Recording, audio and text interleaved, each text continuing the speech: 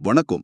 இன்னைக்கு நாம ஒரு ம், ரொம்பவே ஆச்சரியமான ஒரு பழமையான தமிழ் நூலுக்குள்ள கொஞ்சம் ஆழமா போக போறோம்.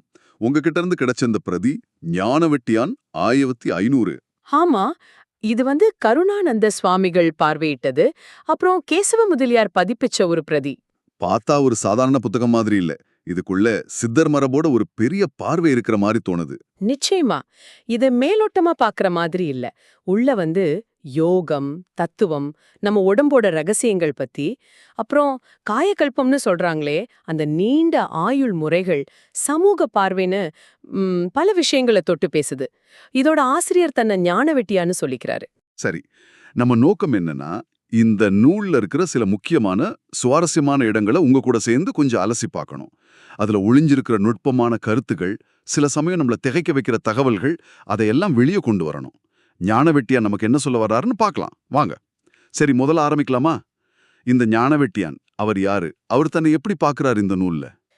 அவர் தன்னை ஞானவெட்டியான்னு தான் நேரடியா சொல்லிக்கிறாரு.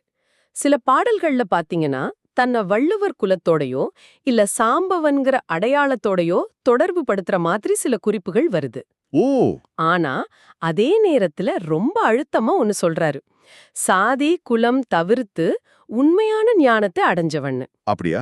அதாவது பிறப்பால வர்ற அடையாளம் எல்லாம் ஒரு பொருட்டில்ல, அடைஞ்ச ஞானம் தான் முக்கியம்னு சொல்றாரா?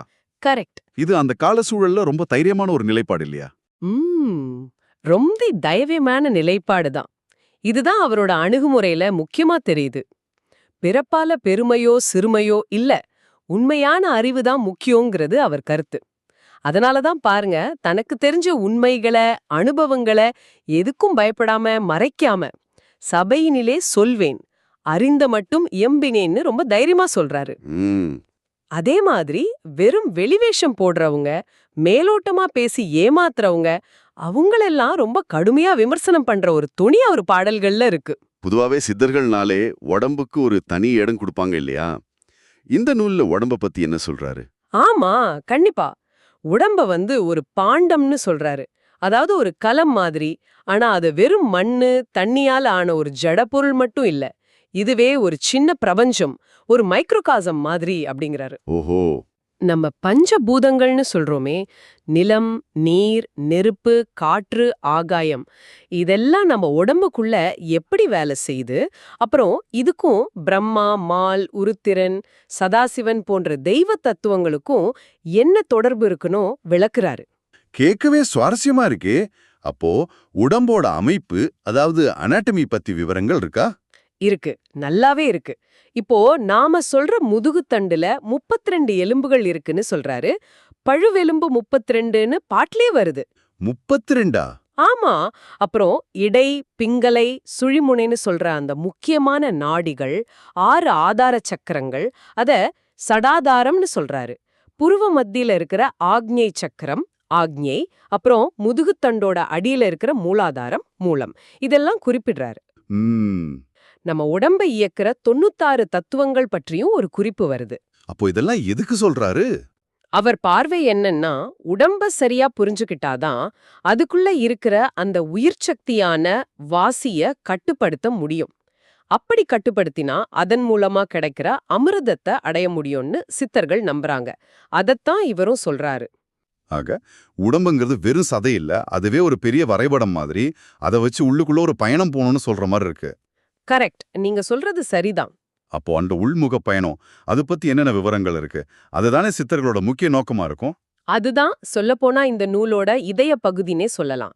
இது வெறும் தத்துவமா பேசிட்டு போறதில்ல. இது ஒரு மாதிரி செயல்முறை வழிகாட்டி மாதிரி இருக்கு.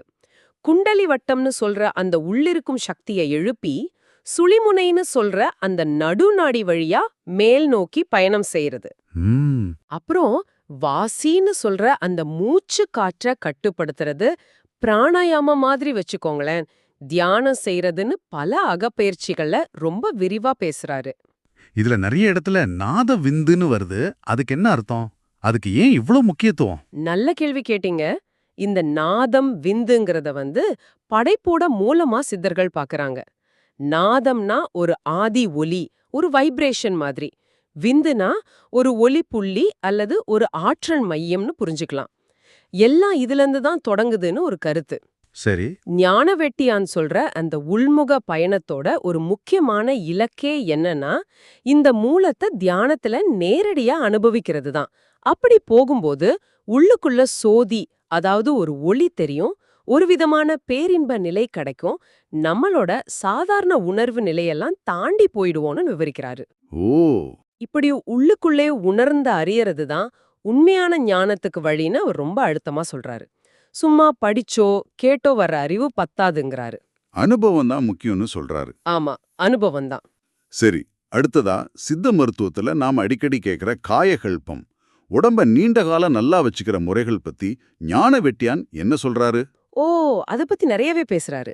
உடம்பு வந்து ஒரு இரும்பு மாதிரி ஆக்கி நோய் நொடி இல்லாம ரொம்ப காலம் வாழ வைக்கிறது. ஏன் மரணத்தையே தள்ளி போட முடியுங்கிற அளவுக்கு சில வழிமுறைகளை சொல்றாரு. இததான் காயகல்பம்னு சொல்றோம். உடம்ப அழிரில்லாம காப்பாத்துற ஒரு நுட்பமான அறிவியல் மாதிரி இத அவர் சித்தரிக்கிறாரு. எப்படின்னு கொஞ்சம் சொல்லுங்களேன். அமிர்த ரசம்னு ஒண்ணு இருக்கு. அத பருகிறது பத்தி சொல்றாரு. அப்புறம் நீங்க கேள்விப்பட்டிருப்பீங்க, முப்பு, சுண்ணம், செந்தூரம், செய்நீர், திராவகம்னு சில விசேஷமான மருந்துகள். அதையெல்லாம் எப்படி தயாரிச்சு பயன்படுத்துறதுன்னு முறைகளை சொல்றாரு. இதுல ஏதாவது செய்முறை இல்ல மருந்து பத்தி ஏதாவது சுவாரஸ்யமா இருக்கா? கவனிக்க வேண்டியதா? நிறைய இருக்கு. ஆனா ஒண்ணு வந்து ரொம்ப கவனிக்க வேண்டியது, அமுரி பத்தின குறிப்புகள். இதுக்கு பல பாடல்களையே ஒதுக்கி இருக்காரு. இது வந்து பல ஆய்வாளர்கள் என்ன சொல்றாங்கன்னா, இது ஒரு வகையான சுத்திகரிக்கப்பட்ட சிறுநீர் சிகிச்சை முறை, யூரின் தெரப்பி மாதிரி இருக்கலாம்னு. என்னது, சிறுநீர் சிகிச்சையா? ஆமா, கேட்கறதுக்கு கொஞ்சம் அதிர்ச்சியா இருக்கலாம். ஆனா உடம்ப வலுப்படுத்தவும் நோய்களை நீக்கவும் இது பெரிய அளவுல உதவுங்கிறது அவரோட நம்பிக்கை. இது வந்து சித்தர்கள் நம்ம உடம்போட கழிவுகளையும் கூட எப்படி ஒரு ஞானத்தோடு பார்த்தாங்க, பயன்படுத்தினாங்கன்னு காட்டுது. ஆச்சரியமா இருக்கு. அது மட்டும் இல்லாம கரிசாலை, எருக்கு மாதிரி நமக்கு தெரிஞ்ச மூலிகைகள், அப்புறம் தங்கம், பாதரசம், கந்தகம் மாதிரி உலோகங்கள், சில உப்புக்கள், இதையெல்லாம் வச்சு எப்படி மருந்து செய்யறதுன்னு குறிப்புகள் இருக்கு. ஓ, சண்டமார்தம் குழம்பு, குமரி லேகியம், சவ்வீர சுண்ணம்னு சில குறிப்பிட்ட தயாரிப்புகளையும் சொல்றாரு. அது எந்தெந்த நோய்களை தீர்க்கணும்னு சொல்றாரு. ஆக மொத்தம் உடம்ப நல்லா பேணி பாதுகாத்து ஆரோக்கியமா நீண்ட ஆயுளோட வாழ்றதுக்கு பல வழிகளை சொல்றாரு. சரி. இப்போ உடம்ப இவ்ளோ முக்கியமா பேசுறாரு. அப்போ பிறப்பு, விதி இதையெல்லாம் பத்தி அவரோட பார்வை என்ன? இதுல வந்து ஒரு ரொம்ப சுவாரஸ்யமான, கொஞ்சம் வித்தியாசமான பார்வை இருக்கு. நாதம் இது ஆணம்சம்னும், விந்து இது பெண்ணம்சம்னும் வச்சுக்கலாம். இது ரெண்டும் சேரும்போது தான் கரு உருவாகுதுன்னு சொல்றாரு. இதுல என்ன ஒரு ஆச்சரியமான விஷயம்னா, கரு உருவாகிற அந்த நேரத்துல தாயோட மூச்சு, மூச்சா? ஆமா, மூச்சு என்ன நாடியில ஓடுது, அதாவது இடது நாடியிலையா இல்ல பிங்கள நாடியிலையா, இடது நாசி வழியா இல்ல வலது நாசி வழியாவா, அத வச்சு பிறக்க போற குழந்தையோட விதி, அதாவது அவங்க வாழ்க்கை எப்படி இருக்கும்னு தீர்மானிக்கப்படுதுன்னு சொல்றாரு. என்னது, மூச்சை வச்சு விதியை நிர்ணயிக்கிறதா?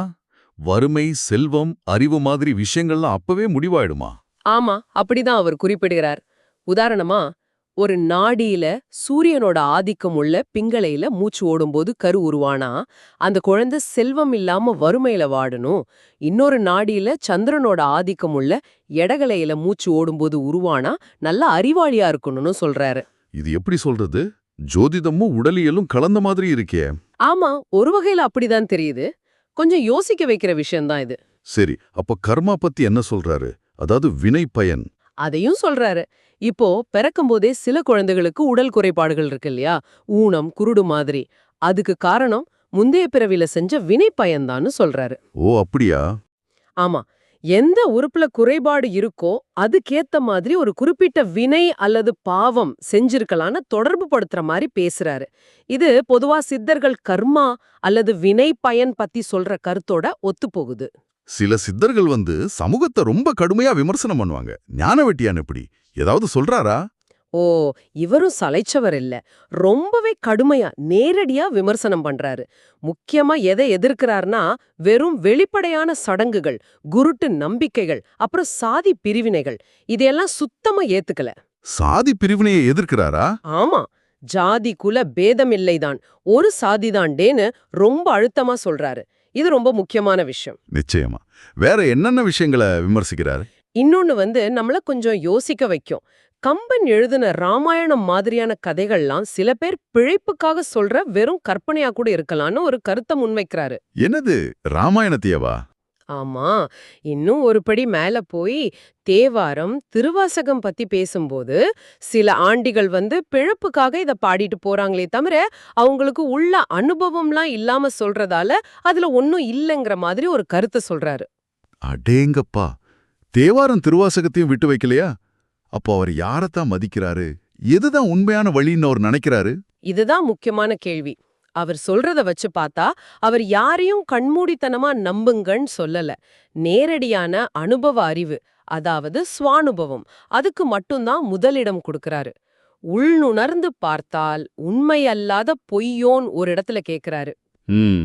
அதாவது நீயே உனக்குள்ள அனுபவிச்சு பார்த்தா தெரியும் எது உண்மை எது பொய்ன்னு சொல்றாரு. அதனாலதான் காசுக்காக மந்திரம் சொல்றவங்க, பரிகாரம் பண்றேன்னு சொல்ற போலி குருக்கள், பரகதியும் தருவோம் என்று பணம் பறிப்பார்னு சொல்றாரு. அவங்கள ரொம்ப கடுமையா கண்டிக்கிறாரு. உண்மையான ஞானம்ங்கிறது நாமளே நம்ம அக அனுபவத்தின் மூலமா அடையறதுதான்னு அவர் நிலைப்பாடு ரொம்ப தெளிவா இருக்கு. சரி, இப்போ கடைசியா மரணம் பத்தி, அப்புறம் இந்த பிறப்பு இறப்பு சூழல்ல இருந்து விடுதலை அடையறத பத்தி என்ன சொல்றாரு? மரணம் எப்படி நடக்குதுன்னு சொல்றாருன்னா, தனஞ்சயன் அப்படின்னு ஒரு விதமான காத்து இருக்குதான், அதுதான் உடம்புல இருந்து உயிரை வெளியே தள்ளுதுன்னு சொல்றாரு. அப்புறம் நம்ம எல்லாருக்கும் தெரிஞ்சதுதான், உடம்புங்கிறது நீர்மேல் குமிழி மாதிரி, ரொம்ப நிலையற்றது, இன்னைக்கு இருக்கு நாளைக்கு போகுங்கிறத திரும்ப திரும்ப வலியுறுத்துறாரு. சரி, இது நிலையற்றதுன்னு தெரியுது. அப்போ இந்த பிறப்பு இறப்பு சூழல்ல இருந்து விடுபடுறதுக்கு என்ன வழி சொல்றாரு? அதுக்கு ஒரே வழி அந்த சுழி முனைன்னு சொன்னோம் இல்லையா, அந்த உள் பாதைய சரியா தெரிஞ்சுக்கிட்டு அது வழியா பயணம் செய்யற அந்த அகப்பயிற்சியில தீவிரமா ஈடுபடணுங்கிறாரு. அது மட்டும் போதாது, கூடவே இறை அருள் வேணுங்கிறாரு. முக்கியமா அம்பிகை, அபிராமி, பாலன்னு பெண் தெய்வங்களோட அருள் வேணும்னு பல இடங்கள்ல சொல்றாரு. ஓ, பெண் தெய்வங்களோட அருளா? ஆமா, இந்த அகப்பயிற்சியும் இறை அருளும் சேரும்போதுதான் இந்த பிறப்பு இறப்புங்கிற இந்த பெரிய சுழல்ல இருந்து விடுபட்டு உண்மையான விடுதலை, அதாவது மோட்சம் அடைய முடியுங்கிறது அவர் நமக்கு தர இறுதிச் செய்தி. நாம இப்ப பார்த்த இந்த சில பகுதிகளை வச்சே தெரியுது, ஞான வெட்டியான் 1500 எவ்வளவு ஒரு பரந்த பார்மைய, எவ்வளவு விஷயங்களை உள்ளடக்கி இருக்குன்னு. யோகம், தத்துவம், உடற்கூடியல், ரசவாதம், காயகல்பம், அப்புறம் தைரியமான சமூக விமர்சனம்னு பல பரிமாணங்கள் இருக்கு இதுல. ஆமா, நிச்சயமா. அவர் சொல்ல வர்ற மைய கருத்து நீங்க பாத்தீங்கன்னா ரொம்ப தெளிவா இருக்கு. உண்மையான அறிவுங்கிறது வெளியிருந்து வர்றதில்ல, புத்தகங்கள் படிச்சோ சடங்குகள் செஞ்சோ வர்றதில்ல. அது நமக்கு உள்ளேயே இருக்கு. நம்ம உடம்பையும் அதுக்கும் இந்த பிரபஞ்சத்துக்கும் உள்ள தொடர்பையும் சரியா புரிஞ்சுக்கிட்டு நேரடியான அகப்பயிற்சியில ஈடுபடுறது மூலமா தான் அந்த உண்மையான அறிவை, அந்த விடுதலை அடைய முடியும். சும்மா சடங்குகளை செய்யறதாலேயோ இல்ல ஒரு குறிப்பிட்ட சாதியில பிறந்ததாலேயும் ஞானம் வந்துடாதுங்கிறது அவர் ரொம்ப அழுத்தமா சொல்ற ஒரு விஷயம். ஆமா, இந்த அலசலை நாம நிறைவு செய்யும்போது உங்ககிட்ட ஒரு சிந்தனையை விட்டுட்டு போறோம். ஞான வெட்டியான் சொல்ற இந்த உள்நோக்கிய பயணம், உடம்பையே மாற்றியமைக்க முயற்சி செய்ற அந்த காயகல்ப முறைகள், அப்புறம் அப்போதைய சமூக நம்பிக்கைகளையும் ஏன் புனித நூல்களையும் கூட கேள்விக்குட்படுத்தின அந்த தைரியம், இதெல்லாம் இன்னைக்கு இருக்கிற நம்ம சூழல்ல சித்தர் மார்க்கம் பத்தியும் நம்மளோட தனிப்பட்ட ஆன்மீக தேடல் பத்தியும் உங்களுக்கு என்ன மாதிரியான சிந்தனைகளை தூண்டுது? ஒருவேளை உண்மையான பதில்கள் எல்லாமே நமக்குள்ளேயே தான் காத்திருக்குமோ? யோசிச்சு பாருங்க. மீண்டும் அடுத்த அலசில சந்திப்போம்.